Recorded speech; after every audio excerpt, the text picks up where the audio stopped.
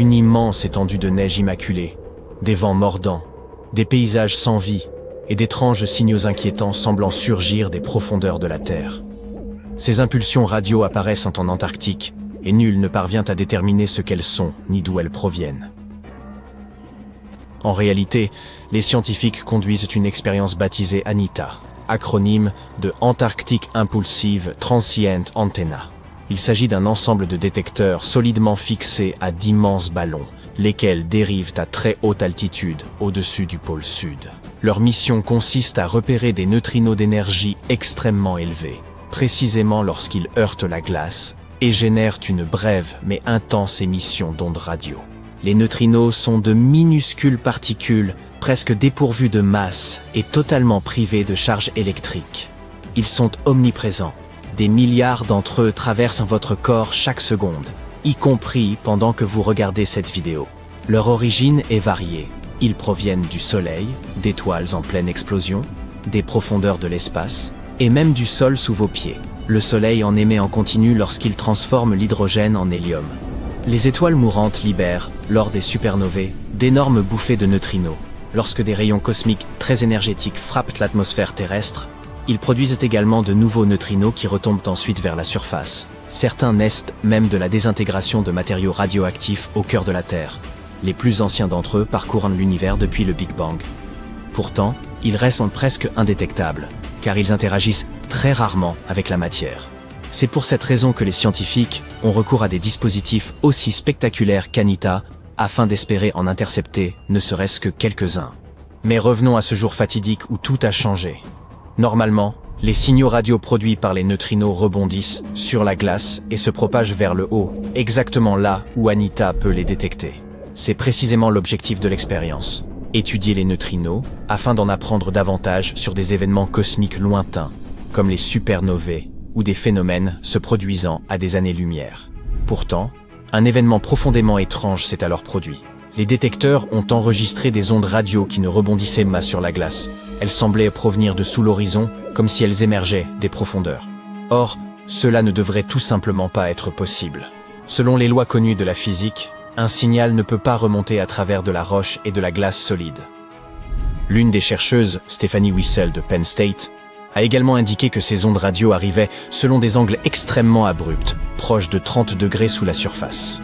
La seule manière d'expliquer cela serait que le signal ait traversé des milliers de kilomètres de roches solides avant d'atteindre le détecteur. Mais dans ce cas, la roche aurait dû l'absorber entièrement. Quelque chose ne concordait donc pas. L'équipe a effectué l'ensemble des calculs possibles, sans obtenir de réponse claire. Pour les chercheurs, le problème restait néanmoins intéressant, puisqu'ils ignoraient toujours la nature exacte de ces anomalies. Ce qu'ils savaient en revanche, c'est qu'il ne s'agissait probablement pas de neutrinos. En effet, lorsqu'un neutrino est détecté, cela signifie qu'il a parcouru une distance prodigieuse sans interagir avec quoi que ce soit, peut-être depuis la limite de l'univers observable. Or, ce qu'ANITA a détecté ne se comporte pas comme un phénomène déjà observé par les scientifiques. Cela pourrait indiquer l'existence d'un type de particule entièrement nouveau, ou bien révéler un processus encore incompris. Les résultats ont été publiés dans Physical Review Letters, mais le mystère demeure entier. Personne ne sait réellement ce qui se passe sous la glace antarctique, sinon qu'un phénomène semble s'y manifester en ne respectant pas les règles établies. Si les scientifiques parviennent effectivement à détecter et à localiser l'origine de ces particules ultra rapides, ils pourront en apprendre énormément sur l'univers, bien plus que ce que même les plus grands et les plus coûteux télescopes permettent. Voyez-vous, les neutrinos traversent pratiquement l'espace à la vitesse de la lumière, effleurant à peine la matière. Ils peuvent ainsi transporter des informations intactes sur des événements survenus à des millions, voire des milliards d'années-lumière. C'est pourquoi Wissel et de nombreux chercheurs à travers le monde construisent ces détecteurs d'une sensibilité exceptionnelle pour capter les signaux des neutrinos. Même les plus faibles sont essentiels, car un minuscule sursaut de données peut renfermer un véritable trésor d'informations. Les scientifiques conçoivent donc des installations, tant en Antarctique qu'en Amérique du Sud, pour détecter ces particules rares.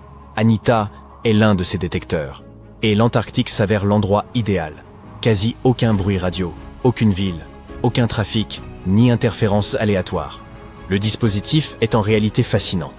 Il fixe un groupe d'antennes radio à un ballon géant, l'envoie à plusieurs dizaines de kilomètres d'altitude et le laisse flotter au-dessus des étendues infinies de glace éclatante. De là-haut, il pointe vers le bas, à l'écoute des signaux faibles provenant des profondeurs de la glace.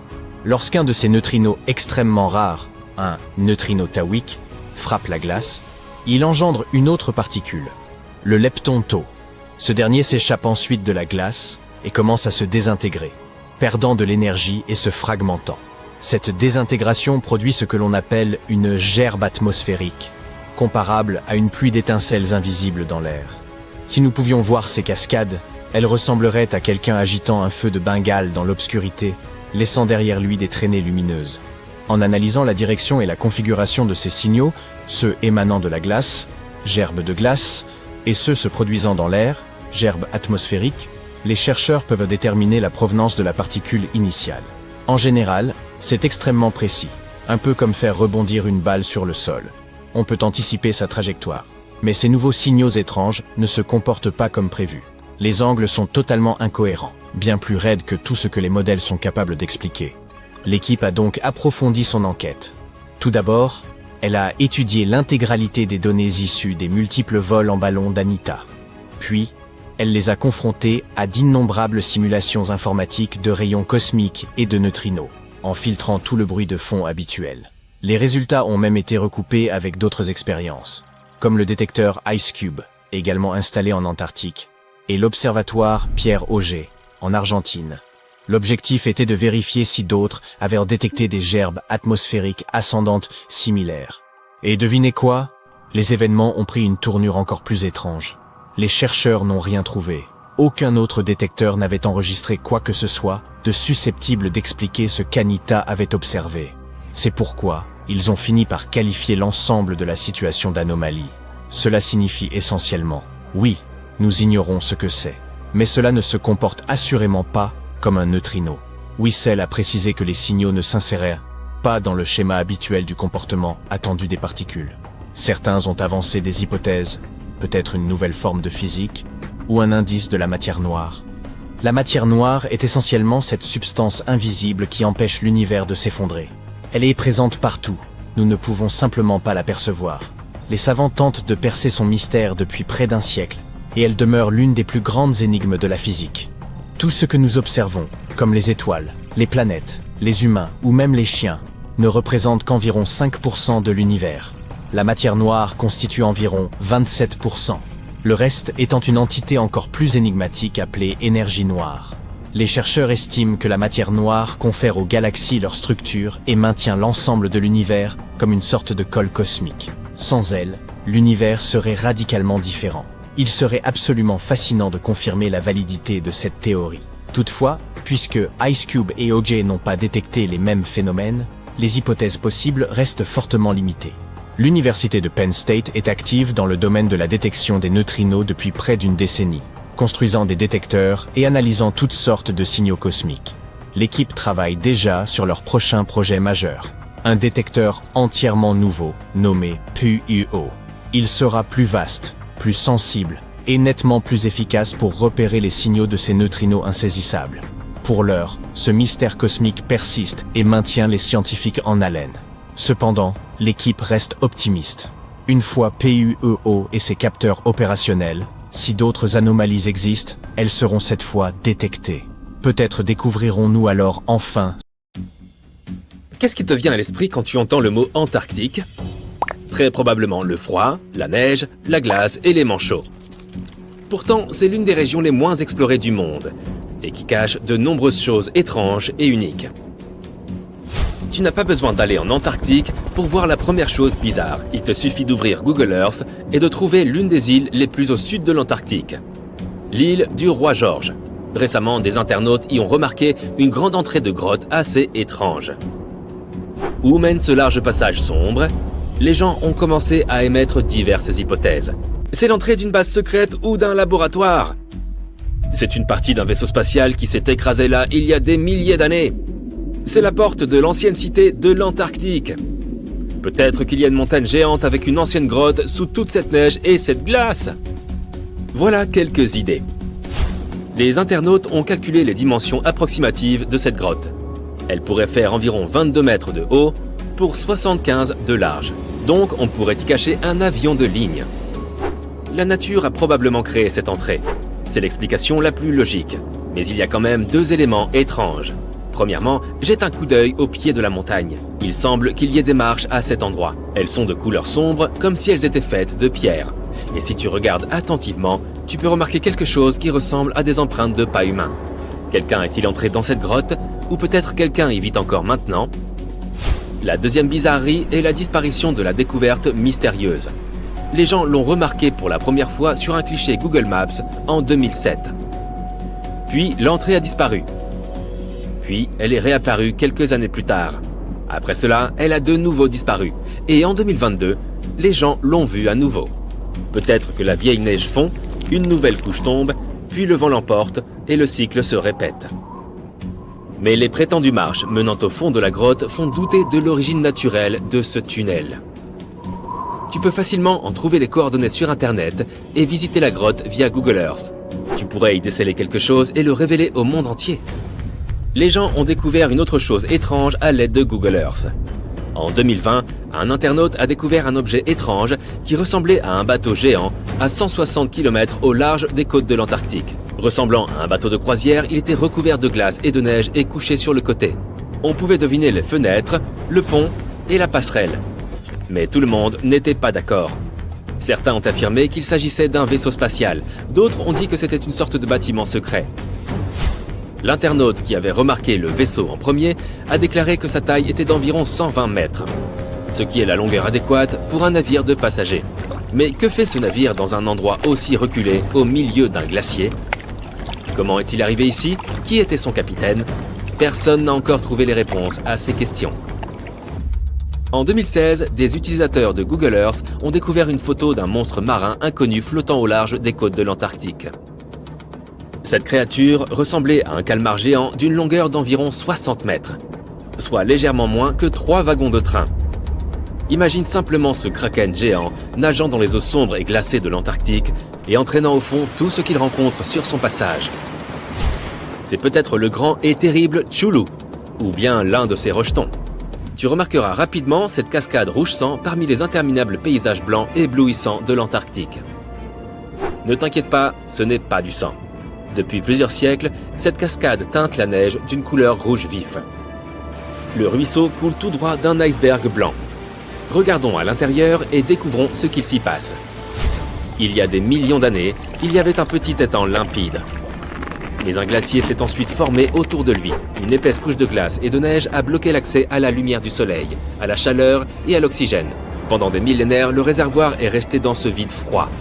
Mais à un moment donné, l'eau a creusé un trou dans la paroi glacée et s'est échappée. Lorsque cette eau salée entre en contact avec l'oxygène, elle devient immédiatement écarlate ou couleur rouille. L'Antarctique est le seul endroit où tu puisses trouver un phénomène naturel aussi unique. L'un des endroits les plus secs de la Terre se trouve en Antarctique. Et c'est l'un des déserts les plus dénués de vie au monde. Les vallées sèches de McMurdo. Dans ce désert, tu ne verras pas de soleil brûlant, de sable chaud ou de cactus. Techniquement, un désert désigne un endroit où il y a un manque de précipitation et de vie. Or, les vallées sèches de McMurdo correspondent parfaitement à ces paramètres. Mais cet endroit est aussi unique pour l'Antarctique, car tu n'y trouveras pas de glacier. Malgré le gel, la glace ne peut pas se former dans le désert, car il n'y a pas plu depuis des millions d'années. Il ne neige jamais non plus. Un fort vent descendant des montagnes atteint des vitesses allant jusqu'à 320 km/h. Il te serait difficile de rester debout là-bas. Le vent, chargé d'humidité, réchauffe et évapore tout le liquide et la neige du désert, en raison de sa vitesse élevée. Seul l'air sec atteint le sol. Toutefois, on y trouve plusieurs lacs. Et s'ils ne gèlent pas, c'est uniquement dû à leur forte salinité. L'eau est tellement salée que les formes de vie ne peuvent pas s'y développer. Mais les scientifiques ont trouvé des organismes microscopiques près des lacs. Il y a 20 millions d'années, l'Antarctique était remplie de marécages d'arbres et grouillé d'insectes et d'animaux. Mais aujourd'hui, il ressemble littéralement à la surface de Mars.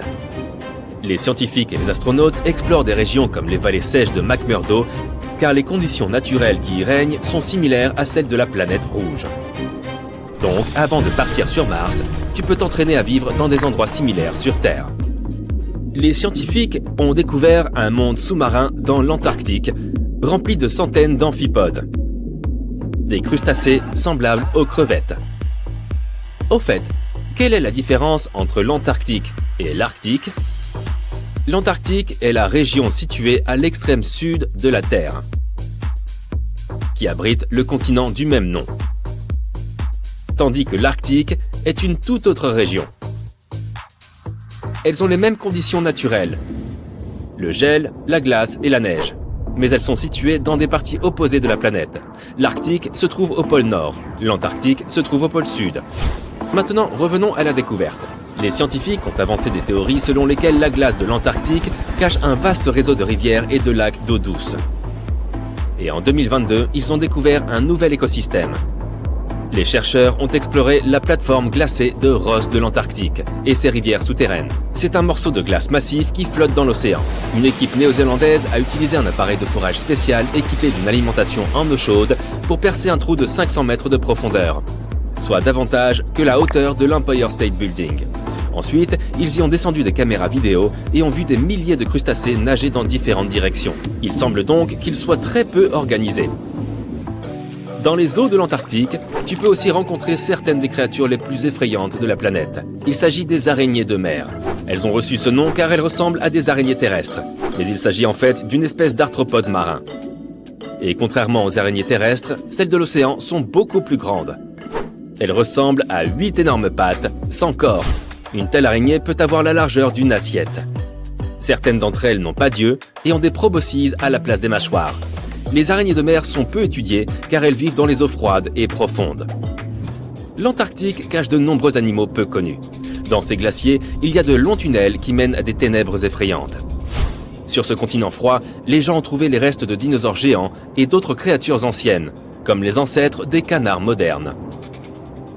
De nombreux lacs et rivières souterrains cachent une faune inexplorée. Même la glace ici peut être bizarre. Regarde ces icebergs rayés. Ils ont des rayures bleues, noires, vertes et turquoises. La couleur dépend des conditions de l'eau pendant la congélation. Par exemple, les lignes vertes apparaissent à cause des algues. Les bleus se forment lorsque l'eau gèle trop rapidement. Bon, tout ça fait froid dans le dos. Il est grand temps d'aller se réchauffer. Que dirais-tu d'aller à Hawaï? Oh, de mystérieuses chaînes montagneuses cachées sous d'immenses masses de glace, d'étranges créatures translucides à la peau diaphane, des plaines enneigées qui semblent chanter. L'Antarctique recèle ses propres secrets terrifiants. Et désormais, un trou de glace colossal, grand comme la Suisse, ne cesse de s'ouvrir. Les scientifiques viennent enfin d'en percer la cause. Ce trou, nommé Polynie de Maud Rise, fut observé pour la première fois en 1974 puis en 1976 dans la mer de Weddell. Depuis, il joue à se dérober, apparaissant, disparaissant, puis réapparaissant des années plus tard. Et chaque fois, il change mystérieusement de taille. Pendant des décennies, les chercheurs ont tenté de comprendre son origine. Puis, en 2016 et 2017, la Polynie a atteint une ampleur exceptionnelle, plus de 30 000 km². Elle est restée ouverte plusieurs semaines durant l'hiver, marquant la première apparition d'une Polynie aussi vaste et durable dans la mer de Weddell depuis les années 1970. Voici ce qu'il faut savoir sur la glace de mer Antarctique. En été, elle atteint son minimum, environ 2590 000 km², ce qui, oui, est considéré comme peu. En hiver, elle s'étend jusqu'à 10 130 000 km², couvrant près de 4% de la surface terrestre d'étranges plaques blanches. La majorité se forme pendant la longue nuit polaire sur les plateformes de glace flottantes entourant le continent. Ces ouvertures dans la glace, appelées polynies, se créent généralement quand de puissants vents venus de l'intérieur repoussent les plaques gelées.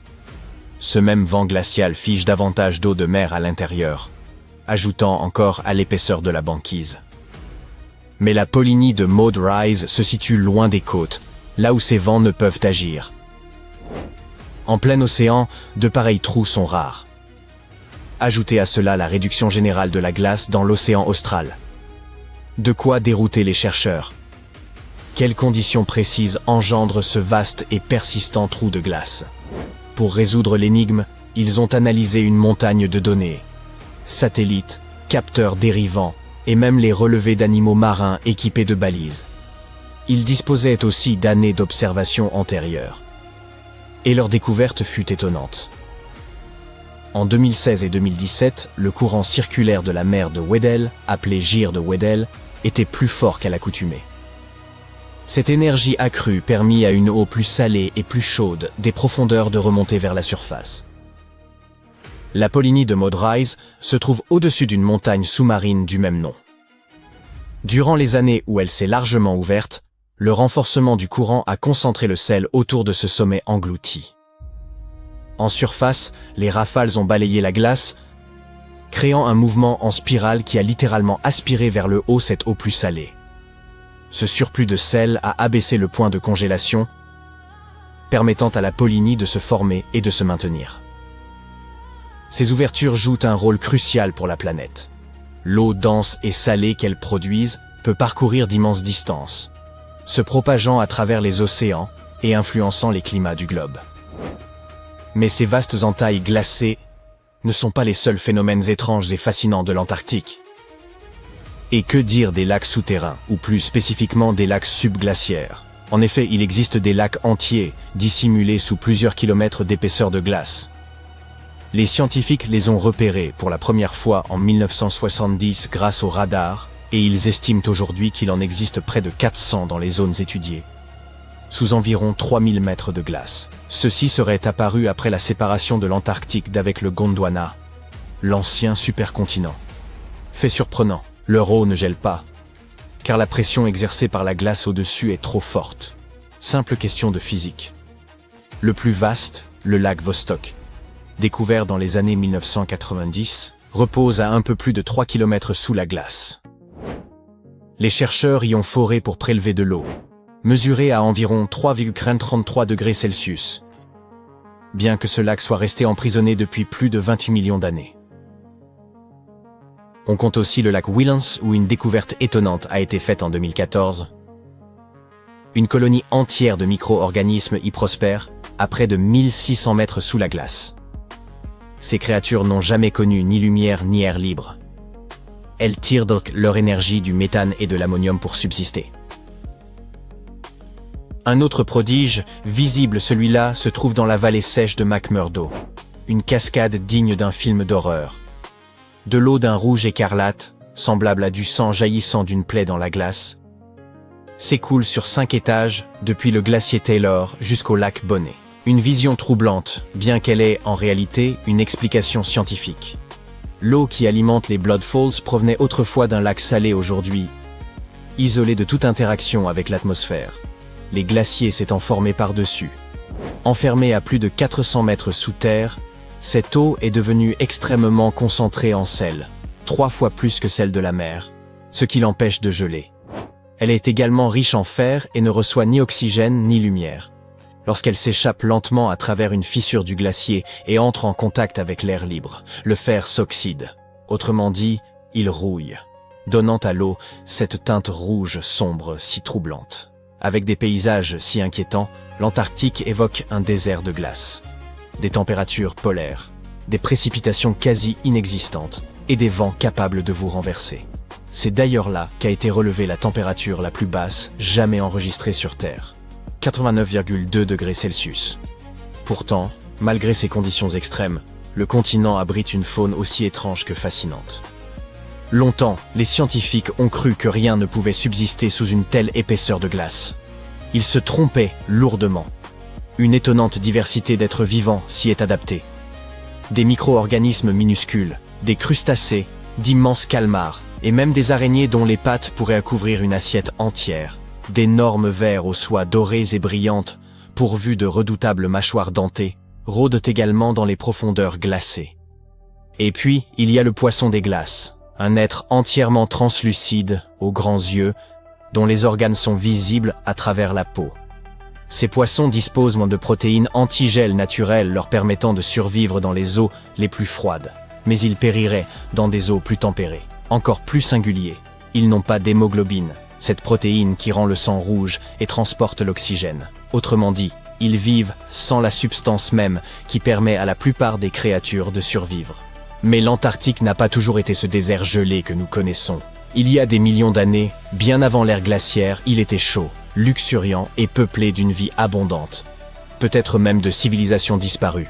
Difficile à concevoir, n'est-ce pas? Les scientifiques l'ont compris en découvrant du bois fossilisé, des restes d'arbres tropicaux et des empreintes de feuilles, signes indéniables d'anciennes forêts pluviales. Ils ont également exhumé des fossiles d'animaux marins, d'oiseaux et de dinosaures datant du Crétacé. Même les plus petites formes de vie ont laissé leurs traces, des ailes de coléoptères fossilisées, vieilles de 14 à 20 millions d'années, des fossiles unicellulaires et, plus stupéfiant, des cellules spermatiques vieilles de 50 millions d'années conservées sur l'enveloppe d'un ver disparu. Ainsi, il ne vous étonnera sans doute pas d'apprendre qu'au-dessous des épaisses calottes glaciaires de l'Antarctique se dissimule un gigantesque relief montagneux. La chaîne Gamburtseff s'étend sur près de 1200 km et atteint environ 3000 mètres de haut, soit près du tiers de la hauteur de l'Everest. Et pourtant, cet ensemble monumental repose sous une épaisseur de glace variant entre 2000 et 4000 mètres. Découverts en 1958, ces reliefs ont été détectés grâce à une zone de glace anormalement mince et à d'étranges relevés gravitationnels observés lors d'une traversée du continent. Bien que nul ne les ait jamais contemplés directement, les chercheurs en ont cartographié la forme grâce au radar et analysent leur structure interne à l'aide de mesures gravitationnelles et magnétiques. Le plus stupéfiant, c'est que la chaîne Gamburtseff date d'environ 1 milliard d'années. En théorie, elle aurait dû s'éroder depuis longtemps. Le fait qu'elle demeure encore intacte reste une énigme. La plupart des chercheurs avancent l'hypothèse qu'un manteau gelé, enfoui sous la glace, la protège de l'érosion et conserve ainsi cet ancien massif dans un état remarquable. Et pour conclure, sachez que l'Antarctique possède sa propre symphonie. La barrière de glace de Ross, la plus vaste du continent, atteint plusieurs centaines de mètres d'épaisseur et couvre près de 500 000 km², une superficie comparable à celle de la France. Les chercheurs ont récemment découvert que cet immense plateau de glace chantait réellement. Ce chant étrange naît du vent qui balaie les dunes de neige, provoquant des vibrations dans la glace et un bourdonnement sismique presque continu. On ne peut l'entendre à l'oreille, mais les capteurs sismiques en enregistrent la mélodie plaintive. Cette découverte d'ailleurs fut accidentelle. Les scientifiques avaient installé ces capteurs pour observer d'autres phénomènes liés à la glace. Plus étonnant, la mélodie varie selon les conditions du moment. La fonte, les tempêtes ou le déplacement des neiges modifient la fréquence des vibrations. Les chercheurs exploitent désormais ce chant envoûtant comme un système d'alerte anticipé. En l'écoutant en temps réel, ils peuvent surveiller la stabilité de la barrière de Ross et détecter les signes d'un éventuel effondrement. Bienvenue dans l'un des endroits les plus mystérieux et inexplorés de la planète. Bien, qu'a-t-il donc de si spécial ? Il n'y a là que quelques pics glacés et l'immense étendue neigeuse de l'Antarctique. Oui, c'est vrai. Mais il y a aussi un mystère à l'ampleur planétaire. Vous pouvez essayer tant que vous voudrez. Vous ne découvrirez pas cette chaîne de montagnes inconnues, un territoire gigantesque et inexploré où aucun humain n'a jamais mis les pieds. Elle se cache en vérité sous une autre couche de montagnes. Un peu comme une poupée russe, mais à l'échelle d'un continent. Ces montagnes conservent les secrets de l'Antarctique. Et ils peuvent nous révéler des choses époustouflantes sur l'histoire de notre planète. Cet immense territoire porte le nom de chaîne Gamburtseff. La couche de glace qui se trouve au-dessus la préserve des phénomènes naturels et de l'action humaine. C'est comme une terre à l'intérieur d'une autre terre. Et elle cache bien plus que des montagnes. On y trouve des vallées, des collines et des plaines. Cette région est similaire aux Alpes, mais malheureusement, nous ne pouvons pas profiter de sa vue. Ces montagnes furent découvertes pour la première fois en 1958 à l'aide d'instruments sismologiques. Plus d'un demi-siècle s'est écoulé depuis. Pourtant, elles restent l'un des objets tectoniques les moins étudiés sur Terre. Pourquoi ? À cause de la glace. Il y a énormément de glace. Qui sait, peut-être d'ancestraux artefacts inconnus y sont-ils enfouis? Et pourquoi pas une ville secrète ou des vaisseaux spatiaux? C'est peu probable, bien sûr. Mais ce serait tout de même intéressant d'aller y jeter un œil. Imaginez des centaines ou même des milliers de kilomètres de terre restés inchangés pendant des centaines de millions d'années. Même si on n'y trouve pas de nouvelles espèces d'animaux ou les vestiges d'une ancienne civilisation, cet endroit a tout de même forcément une histoire. L'histoire de la formation des continents de notre planète. Et les scientifiques ont déjà compris une partie de cette histoire. Ces montagnes enfouies d'Antarctique étaient à l'origine des montagnes ordinaires, mais à la suite d'un événement d'une ampleur inédite, elles se sont simplement... Attendez une minute. Vous êtes-vous déjà demandé comment les chaînes de montagnes se forment? Nous les voyons dans la vie réelle, dans les films, sur Internet, nous les escaladons. Mais comment ont-elles vu le jour? Les montagnes n'ont pourtant pas toujours existé sous cette forme. Elles sont apparues à la suite d'une collision à grande échelle de plaques tectoniques. Deux énormes blocs super solides se déplacent l'un vers l'autre, puis s'écrasent, et boum! Des milliards de tonnes de croûte terrestre commencent à l'élever, à se mélanger et à former des reliefs et des gorges.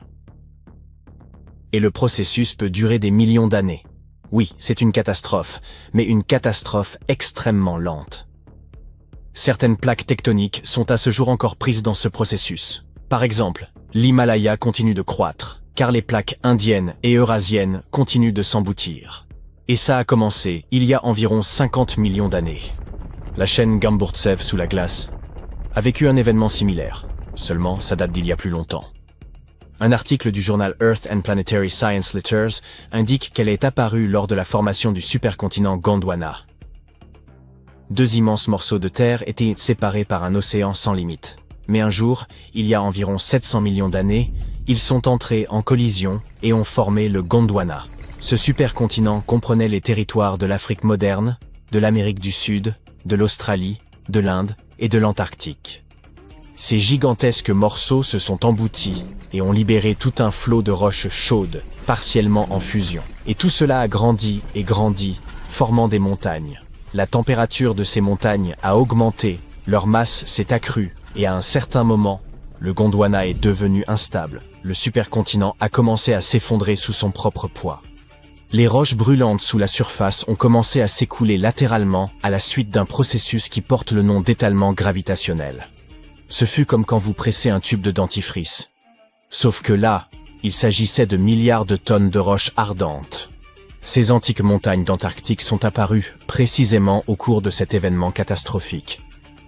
Vous venez de visionner la simulation d'événements planétaires qui se sont produits il y a des centaines de millions d'années. C'est bien sûr très intéressant, mais comment les scientifiques ont-ils pu tout reconstituer? Comment ont-ils pu savoir qu'une telle chose avait eu lieu? Si la chaîne Gamburtsev enfouie sous la glace est l'un des lieux les plus inexplorés au monde, comment les chercheurs ont-ils pu découvrir son origine? La réponse est simple. De minuscules particules de roche nous ont renseigné sur l'évolution du paysage de la planète. Il s'agit des zircons, et les scientifiques les qualifient de véritables capsules temporelles. Ce minéral est très résistant face aux influences mécaniques et chimiques. Il est difficile à écraser. Il n'est pas affecté par l'érosion, et il ne se dissout pas dans l'eau. Et il contient de l'uranium. Cet élément chimique indique l'âge de la roche aux scientifiques. En effet, l'uranium se décompose toujours en plomb à un taux constant. Les chercheurs peuvent donc examiner les quantités d'uranium et de plomb et déterminer l'âge des minéraux avec une grande précision. Si cela vous semble un peu compliqué, voici un exemple simple. Imaginez que chaque chaîne de montagne soit une horloge qui se mette à compter le temps à partir du moment de sa formation, c'est-à-dire après la collision des plaques tectoniques. Après la formation de la roche, l'uranium commence sa lente désintégration. Plus le temps passe, plus l'uranium se transforme en plomb. Le taux de cette désintégration est toujours le même. Cette désintégration peut durer des milliards d'années. Moins il y a d'uranium dans les zircons, et plus il y a de plomb, plus la roche est ancienne. Voilà comment ça se passe en pratique. Les géologues prélèvent plusieurs échantillons de roches. Dans un laboratoire, ils les broient pour extraire des zircons cristallins. Les géologues dissolvent ensuite les particules dans de l'acide pour séparer l'uranium du plomb. Puis, ils utilisent un appareil spécial, un spectromètre de masse qui accélère les atomes et les trie. C'est un processus assez compliqué, mais en fin de compte, cet appareil renseigne les scientifiques sur la quantité d'uranium et de plomb. Ils examinent leurs quantités respectives et déterminent l'âge de la roche. Les géologues ont prélevé des zircons dans du grès près de la chaîne Gamburtsev, ont étudié leurs particules, ont observé leur niveau d'uranium et ont calculé la chronologie de la formation des montagnes. Ensuite, ils ont comparé ces données avec l'histoire de notre planète et ont pu savoir que les montagnes enfouies d'Antarctique sont apparues pendant la formation du supercontinent Gondwana. Mais comment ont-ils découvert que ce supercontinent incluait l'Australie, l'Inde et l'Afrique? Le zirconium provenant de ces roches antarctiques s'est avéré très similaire au zirconium de ces pays. C'est-à-dire qu'il y a longtemps, ces 3 continents étaient réunis. Ainsi, la chaîne Gamburtsev a commencé à se former il y a environ 650 millions d'années. Il y a environ 580 millions d'années, elle a atteint la hauteur de l'Himalaya. Et 80 millions d'années plus tard, la croûte terrestre est entrée en fusion. Et tandis que la plupart des chaînes de montagnes sur la planète changeaient et s'effondraient, la chaîne Gamburtsev est restée intacte sous la glace. L'eau, le sol, le vent, les tremblements de terre, la gravité et d'autres forces naturelles détruisent les chaînes de montagnes. Ce processus est appelé érosion. Mais les montagnes ensevelies en Antarctique n'ont rien connu de tel. Les basses températures et la calotte glaciaire qui les entoure les ont préservées. C'est l'une des chaînes de montagnes anciennes les mieux conservées de la planète. Très bien, mais pourquoi explorer ces montagnes? Quelle différence cela nous fait-il que le supercontinent Gondwana se soit un jour effondré? Il est possible que des plantes, des corps gelés d'insectes ou des bactéries anciennes aient été préservés sous d'épaisses couches de glace. Et pourquoi pas des animaux anciens? De nombreuses espèces pourraient avoir vécu sur le Gondwana. Étudier ces anciennes montagnes antarctiques peut nous montrer à quoi ressemblait notre planète il y a environ un demi-milliard d'années. Quand l'Antarctique était un continent vert, quelles créatures y vivaient? Qu'est-il arrivé à ces formes de vie? Est-il possible de ressusciter ces animaux anciens après tant d'années? Si les scientifiques ont réussi à calculer la date de l'apparition du supercontinent en utilisant de minuscules particules, alors imaginez ce qu'ils pourraient découvrir en examinant cette chaîne de montagnes cachée. Tout cela semble très intéressant, mais il y a un problème. Pour extraire un petit morceau de ce monde inconnu, il vous faudrait percer au travers d'immenses couches de glace. Il vous faudrait acheminer des équipements extrêmement lourds vers l'un des continents les plus inaccessibles au monde, construire des stations, obtenir une source d'énergie et mener des recherches à grande échelle. Et cela serait incroyablement coûteux. Par conséquent, ce territoire caché restera probablement un mystère pendant encore longtemps. Espérons juste qu'un milliardaire voudra un jour découvrir les secrets de l'Antarctique et y organiser une expédition de grande envergure. En 2020, des signaux étranges provenant des profondeurs de l'Antarctique ont fait la une des journaux. En seulement quelques jours, les gros titres ont explosé. La NASA avait découvert un univers parallèle où le temps s'écoule à l'envers. Mais qu'est-ce qui s'est réellement passé et qu'ont réellement détecté les scientifiques? Eh bien, cette histoire repose sur un cas de folie, sur des expériences mal comprises et sur le besoin humain de croire au mystère. Encore aujourd'hui, tous les quelques mois, quelqu'un republie un post au sujet de la découverte par la NASA d'un univers parallèle en Antarctique, un univers où le temps s'écoule à l'envers. Et les gens continuent d'y croire. Mais non, la NASA n'a pas trouvé de monde miroir sous le pôle sud, ni aucune sorte de réalité inversée où les gens vieillissent à l'envers ou parlent en phrases rembobinées. Cependant, ils ont trouvé quelque chose de curieux. Voici ce qui s'est réellement passé. Des scientifiques survolaient l'Antarctique avec un instrument étrange appelé ANITA. C'est l'abréviation de Antarctic Impulsive Transient Antenna. ANITA est une machine qui flotte au-dessus de l'Antarctique. Essentiellement, un ballon géant avec des antennes. Elle capte de minuscules particules spatiales appelées neutrinos. Les neutrinos sont extrêmement petits et presque fantomatiques. Ils n'ont presque pas de masse et traversent la matière comme si elle n'existait pas, même des planètes entières. En général, ces neutrinos viennent de l'espace et pleuvent sur la Terre. La plupart des neutrinos, les plus communs, de basse énergie, peuvent traverser la Terre comme si c'était de l'air, comme de petits insectes passant à travers une clôture grillagée. Il existe cependant certains neutrinos à très haute énergie. Ils sont extrêmement rares et ils interagissent un peu plus souvent avec la matière, et ils peuvent être bloqués. Si des neutrinos à haute énergie frappent quelque chose de suffisamment dense, comme la roche et le métal à l'intérieur de la Terre, il se peut qu'ils heurtent enfin une particule et soient absorbés. Cette fois, la comparaison serait celle de balles de tennis venant s'écraser contre un grillage. Les neutrinos de basse énergie, qui sont omniprésents et assez inoffensifs, sont relativement indétectables. Mais les neutrinos à haute énergie sont exactement ce qu'ANITA peut détecter. Lorsqu'ils percutent dans la glace, ils envoient des ondes radio facilement repérables. Ce faible signal radio porte le nom d'effet Ascarian. Et oui, c'est exactement pour cela qu'Anita survole l'Antarctique. La glace y est pure, sèche et silencieuse. C'est l'environnement parfait pour capter ces signaux si rares. Alors, qu'a détecté Anita? Quelque chose qui remontait sous la glace, comme si un neutrino à haute énergie venait des profondeurs de la Terre. Quoi? Bien, prenons le temps de réfléchir. La particule aurait commencé quelque part dans le nord, aurait traversé toute la Terre et serait ressortie de l'autre côté. Tout cela demeure étrange, car ce n'est pas censé se produire.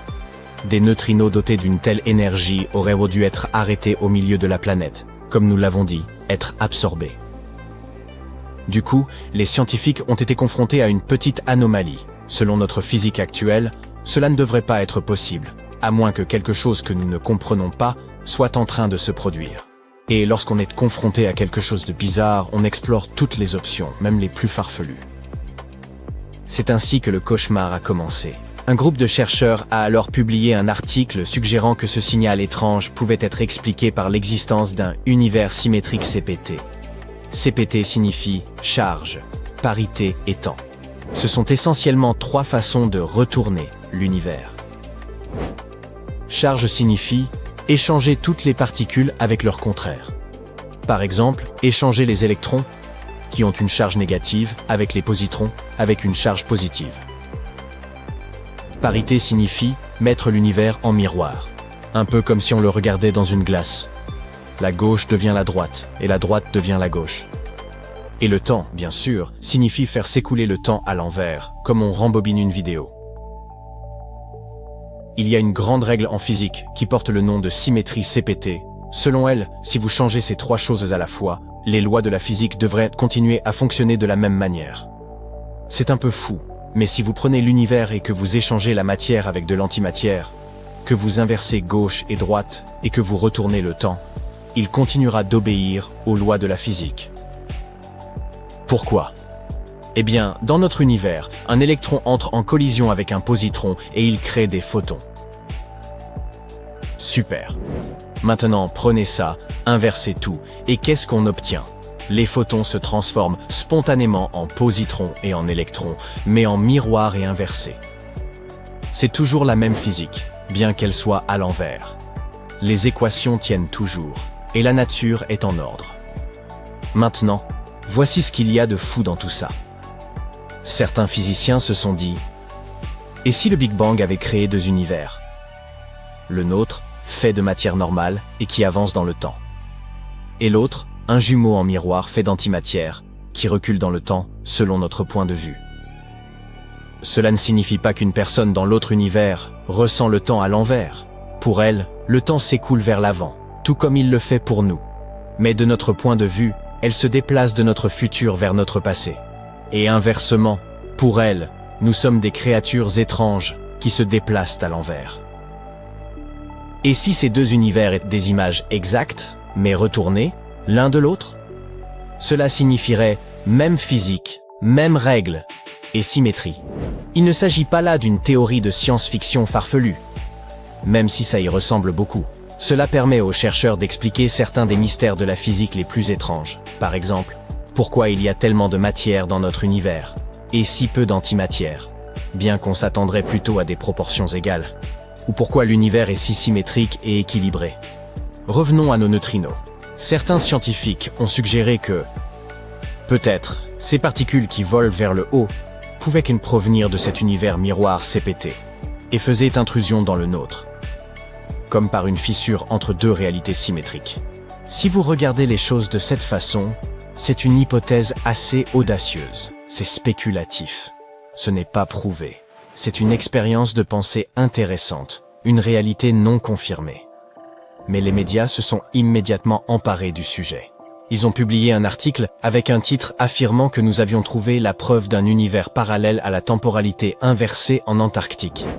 Et tous les autres grands tabloïds l'ont repris. Ils ont prétendu que la NASA avait réellement découvert un univers parallèle. Le voyage dans le temps est réel, le multivers est confirmé. Pendant ce temps, les scientifiques qui travaillaient avec Anita ont un peu perdu la tête. Ils ont essayé d'intervenir pour dire que ce n'est pas du tout ce qui s'était passé. Ils ont expliqué que les signaux étaient inhabituels, Oui, mais qu'il existait de nombreuses explications normales, qui ne nécessitaient pas de réécrire les lois de la physique. Il pouvait même simplement s'agir d'une erreur expérimentale. Peut-être un comportement inhabituel des particules, ou des lacunes dans la façon dont nous modélisons les interactions entre neutrinos. Bien sûr, personne n'écoute les experts sur ce que les experts découvrent. Et une fois qu'une idée comme celle-ci atteint les réseaux sociaux, il devient presque impossible de raisonner les gens.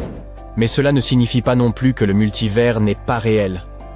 Bien au contraire, les physiciens explorent toujours ce concept, et ils supposent que certains de ces univers potentiels, s'ils existent, pourraient avoir des lois différentes. Une idée, qu'on appelle la théorie des mondes multiples, provient de la physique quantique. Selon elle, chaque fois qu'un événement peut se produire de plusieurs façons, comme le déplacement d'une particule ou la prise d'une décision, toutes ces possibilités se réalisent effectivement, mais dans des univers distincts.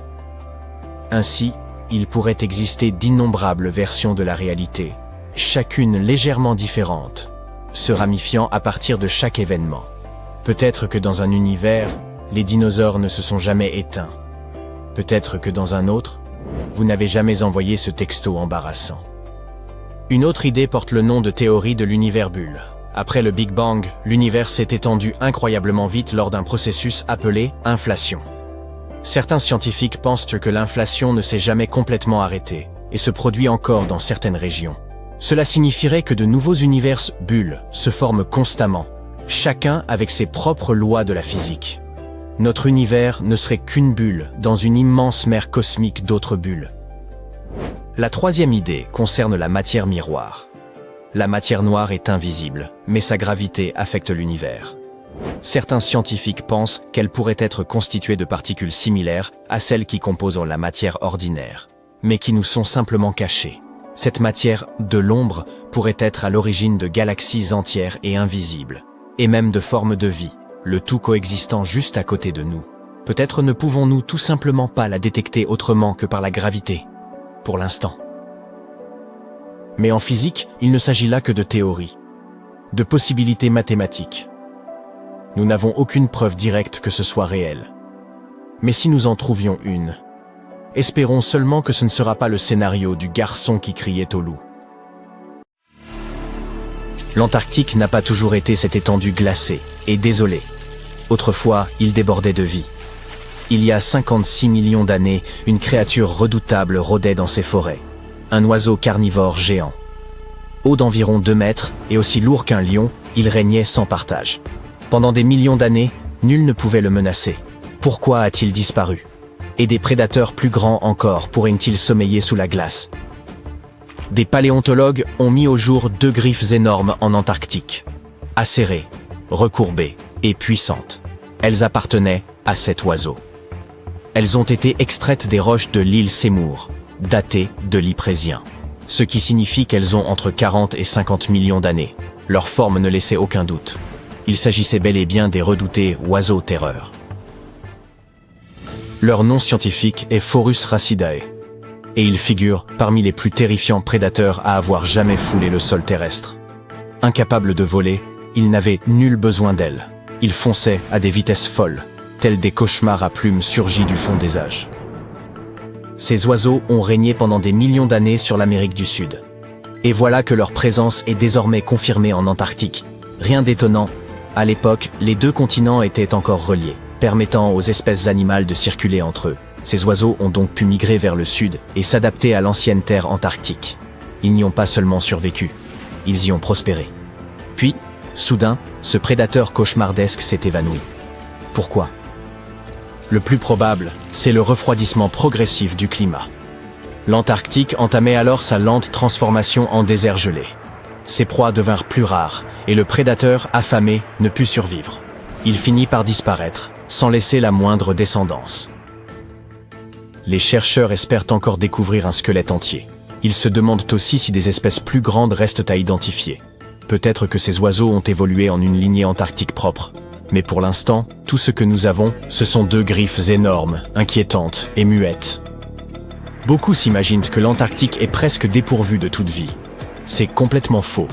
Des manchots s'y baladent sans gêne, Et il ne s'agit pas seulement de petites créatures mignonnes. Autrefois, on y trouvait d'authentiques géants de 2 mètres. De nos jours, les manchots empereurs, plus grands représentants de l'espèce, peuvent y plonger à plus de 550 mètres de profondeur et retenir leur souffle plus de 20 minutes. Il y a environ 38 millions d'années, l'Antarctique abritait de grands manchots aussi hauts que des humains. Les os retrouvés montrent qu'ils avaient de longs becs acérés, parfaits pour capturer poissons et calamars, et en faisaient des prédateurs redoutables. Les poissons de cette région sont eux aussi stupéfiants. Les calamars colossaux, bien plus effrayants que les géants ordinaires, atteignent parfois 12 mètres. Dotés d'énormes becs acérés et d'yeux aussi larges que des assiettes, ce sont de vraies terreurs des profondeurs. Et n'oublions pas les orques. Ces prédateurs au sommet de la chaîne antarctique chassent en meute bien coordonnées, comme des loups marins, traquant phoques, poissons, voire d'immenses baleines. Même de minuscules végétaux comme les mousses, les algues, la canche antarctique ou la sagine réussissent à survivre dans ces conditions extrêmes. Bien d'autres idées fausses circulent au sujet de l'Antarctique. Certains s'imaginent, par exemple, qu'un iceberg dérive aussitôt vers la haute mer dès qu'il se détache d'un glacier. Or, la vérité est bien plus complexe que cela. Tout d'abord, lorsqu'un iceberg se sépare d'un glacier ou d'une plateforme, il se heurte parfois au relief sous-marin et reste coincé au fond pendant plusieurs décennies. Ensuite, il peut se faire happer par des tourbillons puissants et tourner sur lui-même durant des mois. C'est arrivé à l'iceberg A23A. Resté figé durant presque 40 ans, il s'est ensuite retrouvé pris dans un vortex marin pendant 8 mois supplémentaires. Puis, ces déplacements dépendent de multiples facteurs, vent, courant, marée, et même relief du fond marin. Loin de suivre un parcours libre et paisible, les icebergs naviguent au gré d'un enchevêtrement de forces imprévisibles. Et en parlant de glaciers, soulignons une autre rumeur singulière. Certains avancent que nul ne pourrait s'aventurer à plus de 500 km à l'intérieur de l'Antarctique en raison d'un mur de glace infranchissable, du gel du carburant, de vents meurtriers et d'un air irrespirable. C'est absolument faux. L'Antarctique a bel et bien été explorée par des avions, des véhicules, et même par des explorateurs à pied. Une station de recherche permanente se dresse au pôle Sud, où des gens résident tout au long de l'année. Certes, le mur de glace existe. Il s'agit d'une immense falaise glacée dominant l'océan. Mais il ne s'agit nullement d'une muraille secrète. C'est ce qu'on appelle une barrière de glace. Vaste nappe formée lorsque les glaciers s'écoulent lentement vers la mer et s'y répandent. Près des 3/4 du littoral antarctique sont bordés de ces structures, qui ne forment pourtant pas un anneau continu autour du globe. L'Antarctique demeure un environnement parmi les plus hostiles sur Terre, mais nous en avons maîtrisé les défis, et nous continuons d'en approfondir la connaissance chaque année. C'est pourquoi, chaque année, des millions de dollars sont injectés pour faire fonctionner les stations de recherche, protéger les espèces locales et veiller à ce que les chercheurs disposent de tout ce qui leur est nécessaire. Mais où va donc cet argent ? Les stations antarctiques s'apparentent en réalité à de petites cités. On y trouve électricité, chauffage, dispositifs de traitement de l'eau, réserves alimentaires et services médicaux. La plus vaste, celle de McMurdo, compte plus de 1000 personnes en été et dispose d'installations variées, de la caserne de pompiers à la salle de sport. Quant à la station du pôle Sud, enfoncée profondément dans les terres, elle figure parmi les sites les plus complexes à approvisionner. Il faut des avions parcourant des milliers de kilomètres dans un froid extrême pour y acheminer vivres et carburant. Mais les mystères font les délices d'Internet. Lorsqu'une vue de Google Maps a laissé entrevoir ce qui semblait être une gigantesque porte en Antarctique, les théories les plus folles se sont mises à proliférer. Certains évoquèrent la résidence d'été du Bigfoot, une base secrète, ou même un hangar dissimulé pour des vaisseaux dignes de Star Trek. En réalité, l'explication est bien plus banale et moins sensationnelle. Il s'agissait tout simplement d'un iceberg échoué, un bloc de glace coincé dans des eaux peu profondes, en train de fondre lentement. En se déplaçant sur le terrain, la glace contourne les aspérités et façonne des formes parfois étonnantes.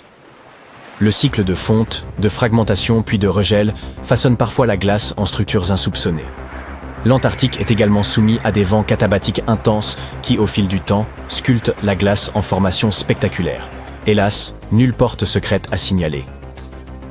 Puisque nous évoquons les portes, Ushuaia, en Argentine, est depuis des années désignée comme la porte vers l'Antarctique. C'est la dernière étape avant le continent polaire, là où débutent les expéditions. Pourtant, une autre possibilité existe. Punta Arenas, au Chili, Comparons-les. Ushuaia se situe plus près de l'Antarctique et constitue le principal point de départ des croisières touristiques. Cependant, aucun vol régulier vers le continent glacé, ni de grandes bases scientifiques en activité. L'ensemble est sous contrôle militaire strict, interdisant les vols privés. Seuls les navires commerciaux y sont tolérés. Il est vrai que Punta Arenas est plus éloigné du pôle. Pourtant, 22 nations et organisations internationales y ont établi leur base principale. Des vols réguliers à destination de l'Antarctique y sont opérés chaque année. Les compagnies aériennes privées y sont autorisées, faisant un véritable trait d'union aérien avec le continent. Ushuaia dispose peut-être d'un meilleur emplacement, mais c'est bien Punta Arenas qui mène la danse. L'Argentine a commis une erreur stratégique dans le choix de sa base antarctique. Au lieu d'implanter une structure simple et accessible au niveau de la mer, elle a opté pour la base Marambio, perchée en haute altitude, sur un terrain escarpé, inaccessible par voie terrestre. Tout doit y être acheminé par hélicoptère, ce qui ralentit les opérations et en accroît le coût et la complexité. Pendant un demi-siècle, l'Argentine est restée inflexible sur cette décision, tandis que le Chili développait des installations efficaces et méthodiquement conçues, que tout le monde utilise aujourd'hui. Si rien n'évolue, Ushuaia ne sera bientôt plus qu'une escale touristique. Ce qui inquiète surtout, c'est que l'Antarctique semble renouer avec un lointain passé. Cette région, censée être la plus froide du globe, a récemment connu un phénomène sans précédent. Pour la toute première fois dans l'histoire, la température y a franchi le seuil des 20 degrés Celsius. Ce continent enseveli sous des kilomètres de glace affiche ordinairement des températures pouvant descendre jusqu'à moins 80 degrés. Or, durant l'hiver 2020, les scientifiques ont relevé une chaleur aberrante de 21 degrés sur l'île Seymour, soit davantage que dans bien des régions d'Europe à la même période.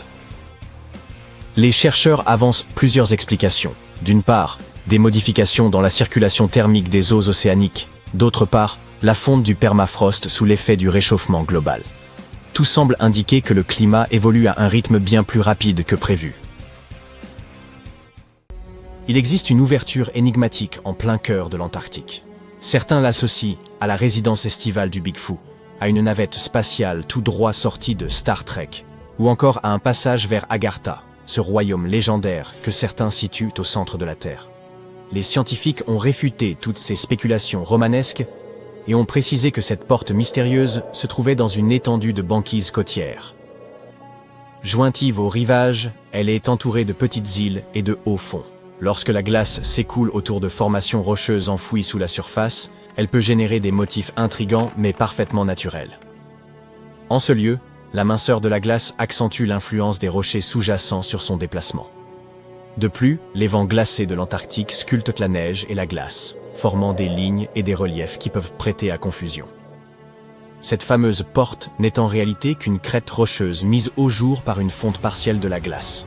Son sommet correspond à l'extrémité d'un affleurement rocheux, tandis que ses parois ne sont que des traces de neige façonnées par des vents violents soufflant dans une direction constante.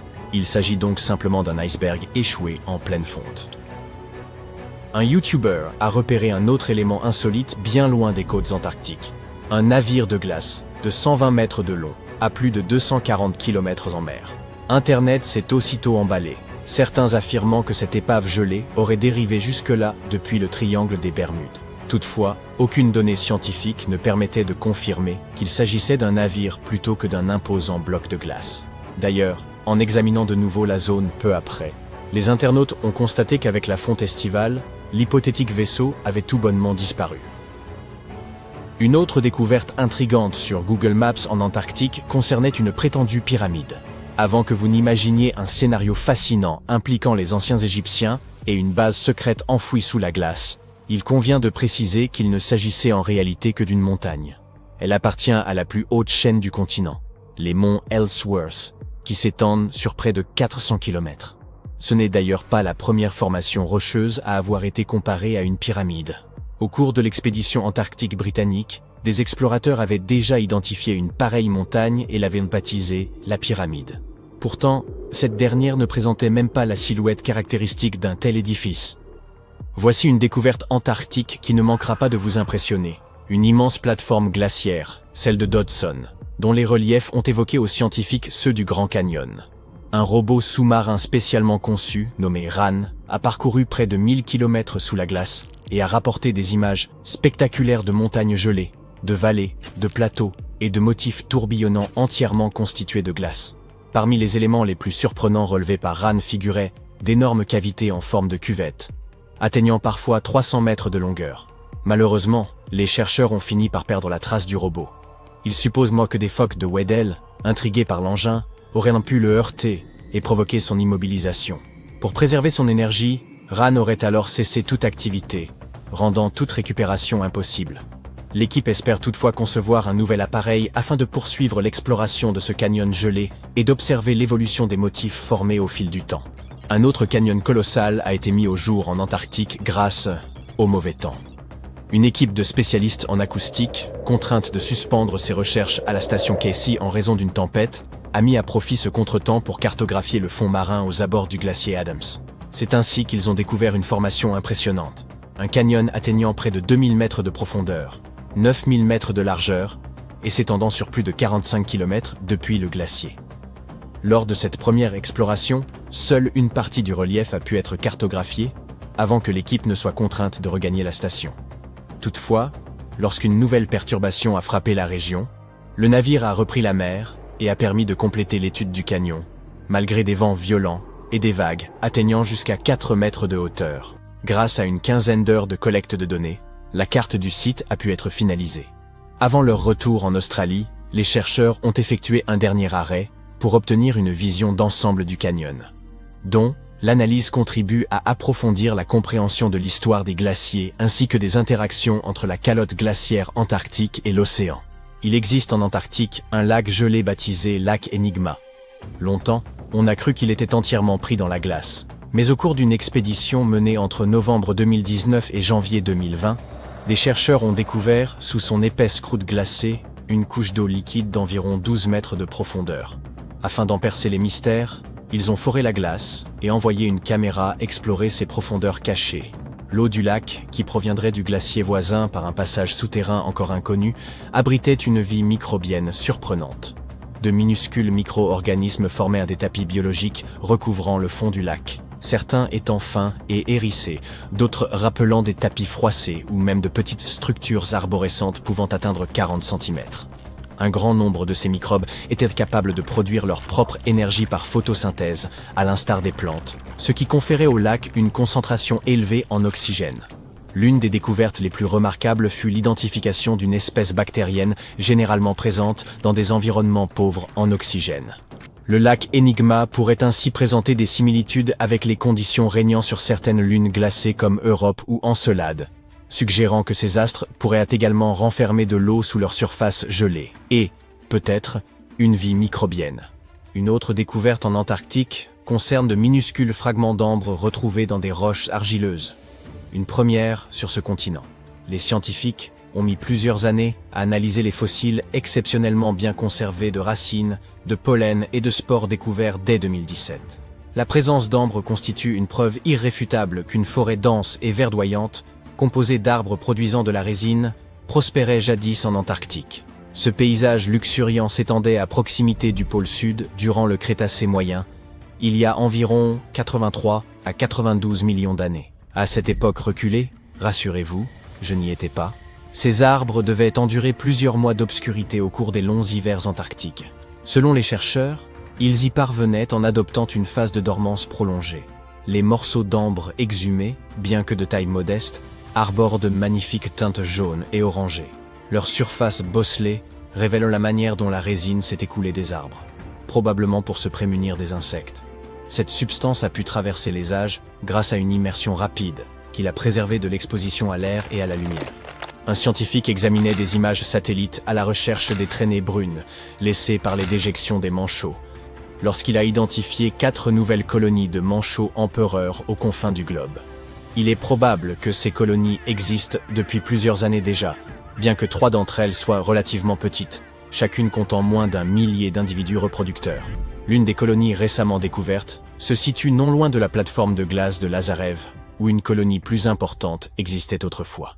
Les chercheurs pensaient que celle-ci avait disparu en 2019, mais il semblerait que les manchots aient simplement migré légèrement en réponse aux variations de la banquise. L'étude de ces populations pourrait donc permettre de mieux comprendre la manière dont les manchots empereurs s'adaptent aux changements environnementaux. Il y a 40 millions d'années, un immense réseau fluvial traversait l'Antarctique. Les chercheurs en ont trouvé des traces en analysant des sédiments meubles et des roches dures prélevées sur le fond marin gelé. En examinant de minuscules Tout l'Internet est en effervescence à propos d'une découverte inhabituelle sur Google Maps en Antarctique. Au sud-est de la station Showa du Japon, quelqu'un a remarqué une porte géante se démarquant dans le paysage glacé. Certains l'appellent la maison de vacances de Bigfoot ou une navette de Star Trek. D'autres disent que c'est la porte d'un Boeing soufflé par le vent qui s'est d'une manière ou d'une autre retrouvé dans la neige. Les scientifiques ont une explication bien moins excitante. Il semble que ce que l'on appelle porte fait en réalité partie de la banquise rapide. Elle flotte près de la côte, où l'eau est peu profonde, et des îles sont disséminées tout autour. Ce lieu pourrait simplement être un iceberg qui s'est coincé et fond lentement là où il est. Vous pouvez voir d'autres icebergs à proximité dans la même zone. La glace s'écoulant autour d'un rocher solide sous-marin pourrait avoir formé un motif naturel. La glace est assez mince ici, et à cause des rochers en dessous, la glace forme des formes uniques. Les géologues ajoutent que la découverte mystérieuse n'est en fait qu'une crête rocheuse qui dépasse parce que le niveau de glace a diminué légèrement. Le sommet de celle-ci est la crête, et les côtés sont deux queues de neige, de longues traînées de neige façonnées par le vent. Ces queues de neige montrent la direction dans laquelle le vent souffle généralement dans cette zone. La précédente découverte mystérieuse sur Google Maps en Antarctique était une pyramide qui s'est avérée être une montagne. Vous pouvez facilement la trouver si vous faites défiler jusqu'au mont Ellsworth. C'est la plus haute chaîne de montagnes en Antarctique, et elle s'étend sur presque 402 km. Ce n'est pas la première pyramide sur ce continent, car des explorateurs de l'expédition britannique en Antarctique, entre 1910 et 1913, ont découvert une autre montagne de forme inhabituelle et l'ont surnommée la pyramide. Mais celle-ci n'avait même pas une forme pyramidale, en fin de compte, donc non, il n'y a pas de pyramides en Antarctique, désolé de vous décevoir. En 2011, des scientifiques chiliens ont découvert un fossile étrange en Antarctique qui ressemblait à un ballon de football écrasé. Il a reçu le surnom de la chose parce qu'il ressemblait à quelque chose d'un film de science-fiction. Il s'est avéré qu'il s'agissait d'un œuf géant à coquille molle vieux d'environ 66 millions d'années. Il mesurait plus de 28 cm de long et 17 cm de large. Le seul œuf plus grand, jamais trouvé, était celui de l'oiseau éléphant de Madagascar, aujourd'hui disparu, qui mesurait 1,5 fois la taille de Michael Jordan, 2,9 mètres. L'œuf antarctique est également spécial, car c'est le premier œuf fossile jamais trouvé dans cette partie du monde. Donc, celui qui l'a laissé là devait être énorme, probablement un grand reptile marin qui vivait il y a longtemps, comme un mosasaure. Cela est surprenant car la plupart des scientifiques pensaient que ces créatures ne pondaient même pas d'œufs. L'œuf est également unique car il a une coquille mince et sans pores, ce qui est totalement différent de la plupart des œufs de dinosaures. Les scientifiques ont fait beaucoup de recherches et étudié 259 types de reptiles vivants, comme les lézards et les serpents, et leurs œufs. À partir de cela, ils ont déterminé que la créature qui a pondu l'œuf mesurait probablement au moins 7 mètres de long, 1 fois et 1/5 la taille d'une girafe, sans compter sa queue. Pendant la période du Crétacé supérieur, de 100,5 millions d'années à 66 millions d'années, cette partie de l'Antarctique aurait pu servir de nurserie. Les paléontologues ont trouvé des os de petits mosasaures et plésiosaures dans la même région, ainsi que des os de ceux déjà adultes. Si vous avez déjà perdu votre pièce d'identité et que vous ne parvenez toujours pas à la retrouver, essayez de regarder sous la glace antarctique. Eh bien, du moins, cela a fonctionné pour un homme qui a retrouvé sa carte d'accès à la sécurité après 21 années. Rod Budd, un technicien étudiant la vie marine sur le fond marin antarctique, a repéré la carte alors qu'il plongeait dans un endroit appelé le Cap Evans.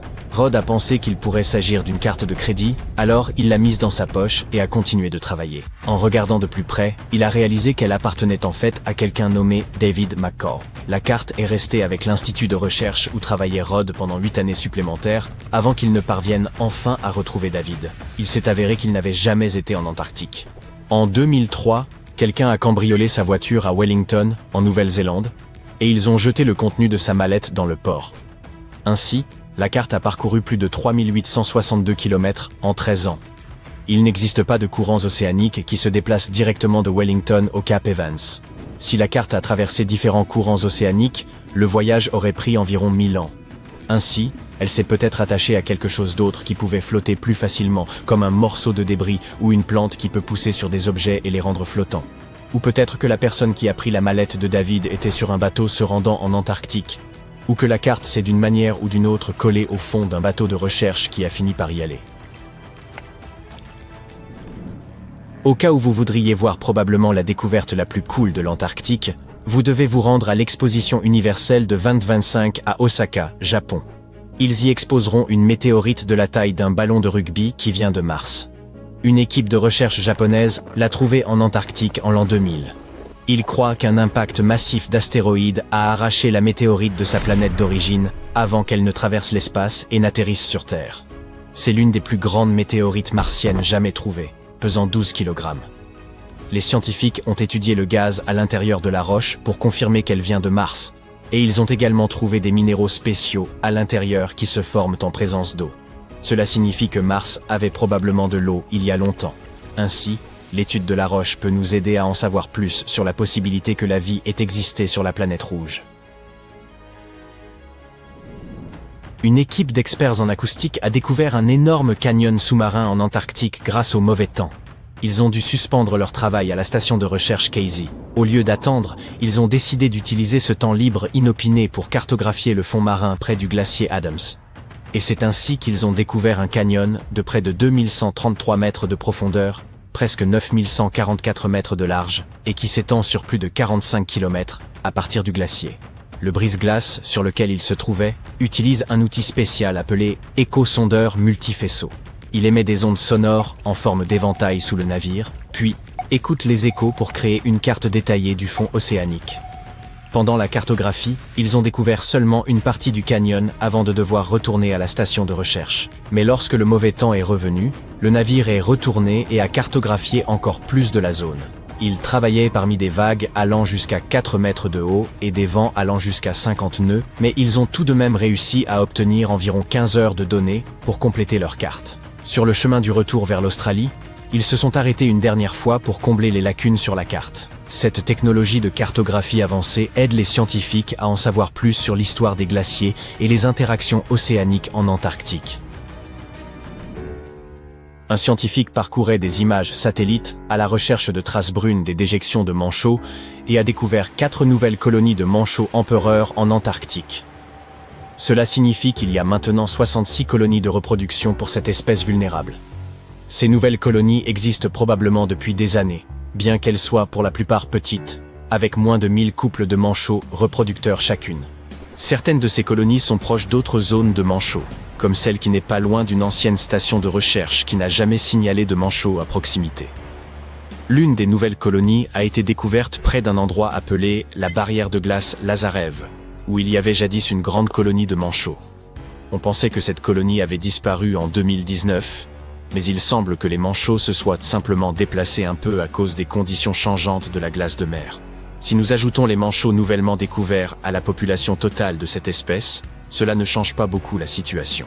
Mais cela peut aider les scientifiques à voir comment les manchots empereurs s'adaptent aux conditions changeantes.